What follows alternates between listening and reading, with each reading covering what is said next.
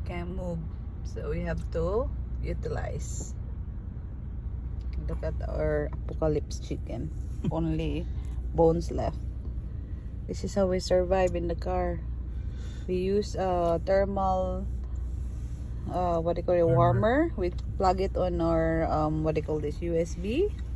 We have a wire, charger, and then we eat the chicken. You know where the chicken comes from? Jollibee. And then we prepared rice, and this is what we got. We survived for the night. Thanks for the aquaplay. Because you know why? Because we're gonna be staying here for like 5 hours doing this one, like stop and go, stop and go. We're not moving at all. But anyway, this is our life now.